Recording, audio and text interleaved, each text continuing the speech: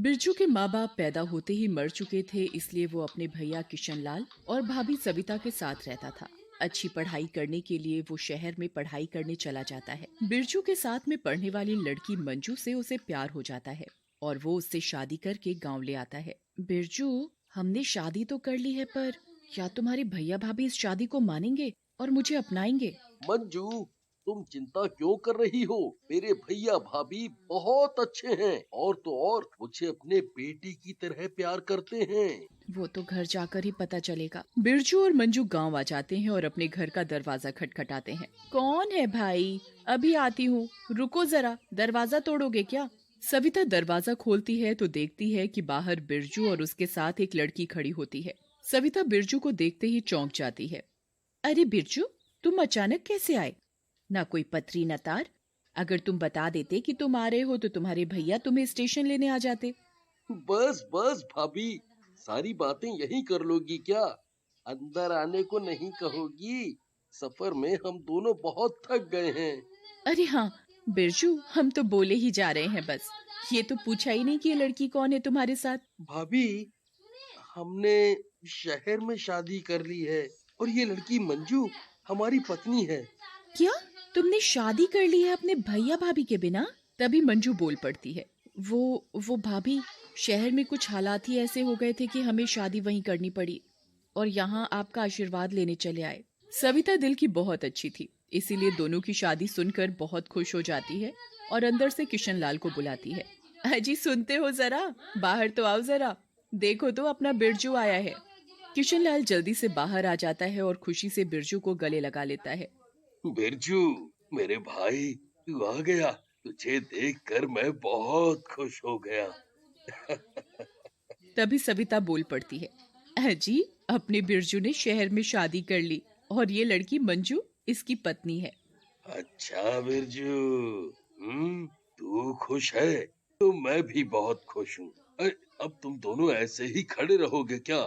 हम दोनों का आशीर्वाद भी तो लो। हम्म। बिरजू और मंजू भैया भाभी के पैर छूकर उनका आशीर्वाद लेते हैं। चलो अब दोनों अंदर चलकर आराम कर लो।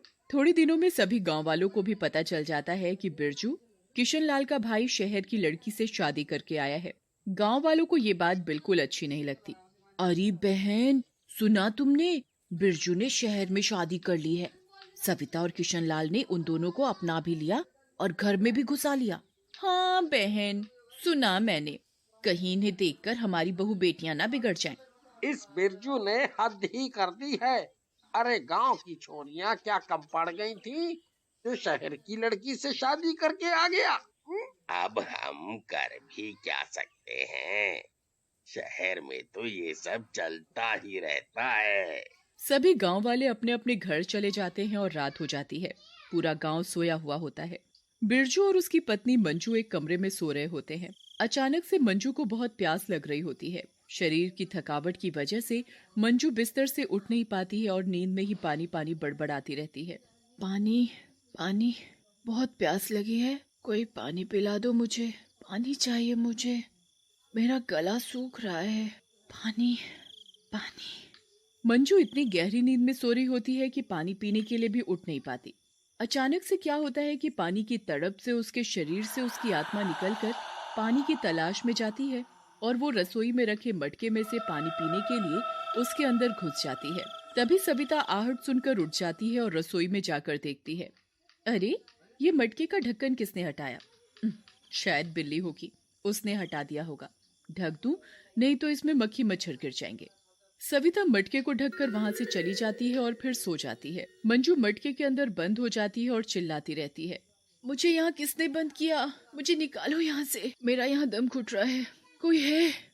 बिरजू, बिरजू, मुझे निकालो यहाँ से। मंजू की आत्मा की आवाज कोई नहीं सुनता। सुबह जब बिरजू सोकर उठता है और मंजू को उठाने की कोशिश करता है। हम्म, मंजू, उठो, सुबह हो गई। अरे मंजू, उठना नहीं है क्या? चलो उठो, उठो। कोई हलचल नहीं होती। बिरजू उसे हिलाता है उठाने के लिए, पर मंजू नहीं उठती। तो बिरजू बहुत घबरा जाता है और भाभी और भैया को आवाज लगाता है। भाभी, भैया, जल्दी आओ। देखो ना मंजू को क्या हो गया है। ये तो उठ ही नहीं रही है।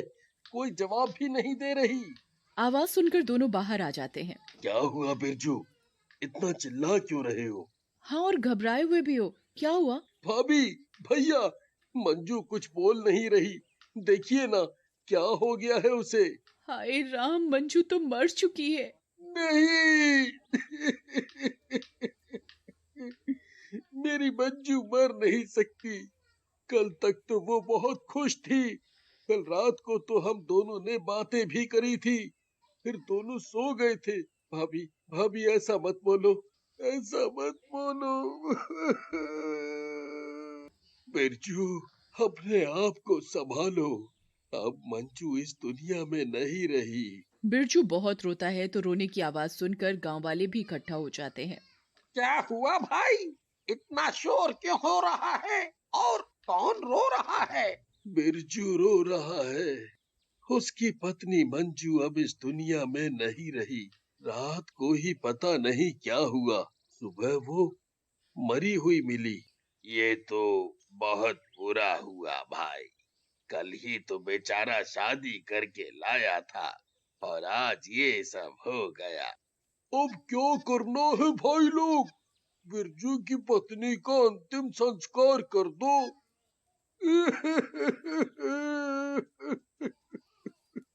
नहीं नहीं, मैं अपनी मंजू को किसी को नहीं दूंगा। ये ये सो रही है, अभी उठ जाएगी और बोलेगी, बिरजू, बिरजू। बिरजू, अपने आप को संभालो। अब मंजू इस दुनिया में नहीं रही। अब उसका अंतिम संस्कार करने दो। फिर गांव के 4 लोग आकर मंजू को ले जाकर उसका अंतिम संस्कार कर देते हैं। बिरजू बहुत रोता है और किशनलाल और सविता उसे तसल्ली देने में लग जाते हैं। बिरजू, बिरजू, बिरजू। कौन, कौन? मंजू, मंजू ये तुम हो क्या? मंजू तुम कहाँ हो? मुझे पता था तुम्हें कुछ नहीं होगा। तुम ठीक हो? मंजू, मंजू। तभी भाभी आ जाती है। कोई नहीं है यहाँ बिरजू, तुम्हारा वहम है ये। तुम्हें उसकी बहुत याद आ रही है ना, इसीलिए तुम्हें उसकी आवाजें सुनाई दे रही हैं। चलो बिरजू, आज तुम मेरे पास सो जाओ। बिरजू किशनलाल के पास सो जाता है और बिरजू के कमरे में भाभी सो जाती है। सोने के बाद तभी आवाज आती है, बचाओ, मुझे बचाओ, बिरजू, बिरजू। ये आवाज तो आ रही है, मुझे भी सुनाई दे रही है। कुछ तो गड़बड़ है। कल तांत्रिक बाबा को बुलाती हूँ। सुबह होते ही सविता तांत्रिक बाबा को बुला लेती है। बाबा हाथ में नींबू लेकर एक मंत्र बोलता है और सारे घर में घूमता है। उस वक्त सभी घर में ही आसपास होते हैं। बाबा को कुछ समझ आता है। ये मेरे नींबू वाला हाथ इस मटके के पास रुक गया है। इस मटके में कुछ है। हम्म, हम्म, इस मटके में एक आत्मा है, लड़की की, जो अभी इसी में तड़प रही है बाहर आने के लिए। कोई भी इस मटके को हाथ नहीं लगाएगा। अभी हम ध्यान लगाकर सब देखते हैं क्या माजरा है। बाबा ध्यान लगाकर सब पता कर लेता है। क्या हुआ बाबा, कुछ तो बताओ। चुप करो, बहुत बड़ा पाप हुआ है। ये लड़की रात को सो रही थी, इसे बहुत प्यास लगी थी, तो उसकी आत्मा निकलकर पानी पीने इस मटके में उतर गई और सविता ने इस मटके को ऊपर से ढक दिया। हाँ? इस मटके में मेरी मंजू है। मंजू, मंजू मैं आ रहा हूँ, तुम्हें यहाँ से निकालने आ रहा हूँ मंजू। मूर्ख, ऐसी गलती मत करना। ये अब तेरी पत्नी नहीं है, ये एक भयानक चुड़ैल बन चुकी है जो तुम सबको मार डालेगी। अब हम क्या करें बाबा? हमने जानबूझकर कुछ नहीं किया। जैसा मैं कहता हूँ तुम वैसा करो। इस मटके के ऊपर लाल कपड़ा बांधकर इस मटके को जंगल के बीचों बीच एक पेड़ होगा बरगद का, उस पर लटका कर आना। और ध्यान रहे, पीछे मुड़कर मत देखना। जैसा जैसा बाबा ने कहा वैसा वैसा ये काम बिरजू करके आ जाता है। रात को हवा चलने के कारण मटका नीचे गिर जाता है और मंजू की आत्मा बाहर आ जाती है। जिन लोगों ने मेरे शरीर को जलाया है, मैं उन लोगों को नहीं छोड़ूंगी। मैं उन लोगों को मार डालूंगी। जिन 4 गांव वालों ने उसका अंतिम संस्कार किया था वो उन्हें एक एक करके मार देती है। मंजू, मंजू, मेरी प्यारी मंजू, कहाँ हो तुम? देखो, देखो तुम्हारा बिरजू तुम्हें बुला रहा है। बिरजू, बिरजू मैं आ गई। तुम्हारी मंजू अब तुम्हारे साथ ही रहेगी। तुम यहाँ? तुम तो मटके में बंद थी ना? मटका टूट गया था और मैं बाहर आ गई अपना बदला लेने के लिए। मैं उन सबको मार दूंगी जिन लोगों ने मेरे शरीर को जलाया। नहीं, तुम ऐसा कुछ नहीं करोगी। इन लोगों ने जानबूझकर कुछ नहीं किया। बिरजू, ये तुम कह रहे हो? पता है ना उन लोगों ने मेरी क्या हालत की थी? मुझे मटके में बंद कर दिया था, अब वो मारेंगे। नहीं, तुम ऐसा कुछ नहीं करोगी। तभी अचानक से मंजू की आत्मा बिरजू के सामने से गायब हो जाती है और बिरजू घर जाकर अपने भैया भाभी को मंजू की आत्मा की सारी बातें बता देता है। क्या सच में बिरजू उसके शरीर को जिसने जलाने में मदद की वो उन सबको मार डालेगी? हाँ भाभी,